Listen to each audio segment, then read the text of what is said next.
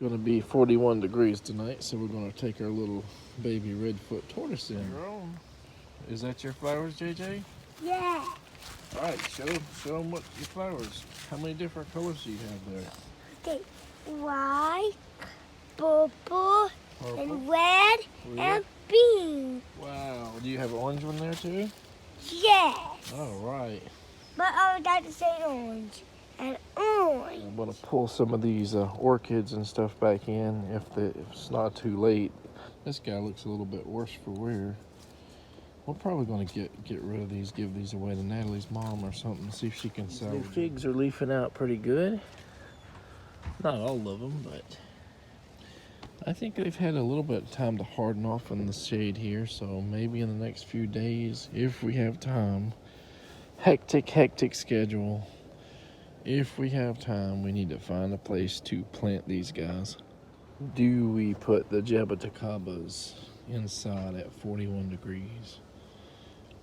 I'm not going to play it safe. I'll wait till it hits maybe mid-30s. It's hard to say though. The hybrid reds aren't quite as cold hardy as the Sabaras or Sabaras, and we have both of them. So let's just hope this isn't an expensive experiment to see if these seedlings, these, everything less than 5 inches out of the ground will survive 41. And it's always possible that it'll go to like 38 or 45. Sometimes you go to sleep with one weather forecast and then it's like 2 or 3 4 degrees difference up or down. And a lot of the plants that I've put in the house aren't going to die in 41 degrees or 38, but they might start stressing a little bit and getting their leaves a little brown or falling off. And like Natalie's pothos or whatever that is, the big hanging basket, it'll survive even freezing, but it may get so bad it freezes down to the ground and takes a year or two to really get, good flushy growth. So I want to make it happy and pretty, or keep it that way, I should say. And we really need to split it into like 3 or 4 big baskets or one giant basket. I'm sure it's so root bound right now, it's probably not super happy. These cranberry hibiscus and all that stuff will be fine at this temperature. Staghorn fern right there really doesn't like to be inside because I guess it's more arid because the AC is always taking the humidity out of the air. So that's a plant that I would not choose to stay inside for very long. It should be fine to in the 30s at least. This is one of the more cold hardy ones, I think. That doesn't mean it won't stress or lose leaves at 35 or 32 or something, but it'll survive. If it goes down to the 20s, it probably wouldn't. It's been a while since we looked at the Queen's Tears bromeliads. We put it in this little understory patch here, and man, it hasn't done hardly anything here. For reference, this is one of them we put in a container. All the old ones that looked rough still look rough, but it's got so much more extra growth here. Here's our little wagon full of plants. I'm not taking everything in, but just maybe 8 or 10 plants. Another hectic morning, day, week. And I spot another pumpkin over there, or zucchini, or some kind of squash. And there is a female flower there that's going to be a squash, I'm assuming. Here's number 3. What it looks like. It probably looks to be about 12 to 15 pounds, but it's hard to tell without grabbing it. That guy over there, it's hard to see. That guy may even be bigger.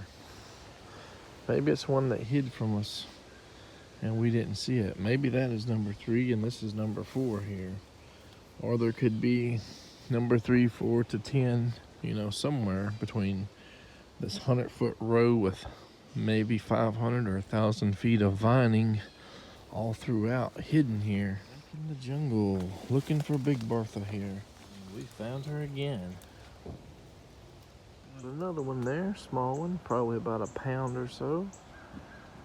Kind of in this dense area here. No signs of anything over here, but you know, it's hard to tell without walking through there and looking everywhere. And you know, will the cold weather stop the growth or kill the vine off? I have no idea. This is my first year growing pumpkins, squash, whatever. I do see a female way over there. I probably can't catch it on the camera here, but we'll see. Growth on the red, yellow, and lemon cattleya guavas. Another female right there. And right there. And right there's another female. And there's one right there. You probably can't see it on camera. And I see one right there. Of course, we gotta look at the annual Mexican Tithonias. Boy, we need to collect a lot of seed heads and get some seeds from these so we can give away to people. A female pumpkin or squash there. These full spires of blue or purplish flowers here. There's our number 2. That's got a weird curl right there on the neck. And this hidden guy here. That guy ought to be about 12 to 15 pounds. It looks like some kind of insects are eating away all of the leaves in this area here. Another female.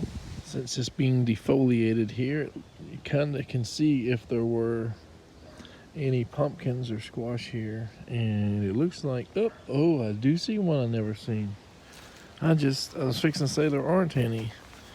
But here we go.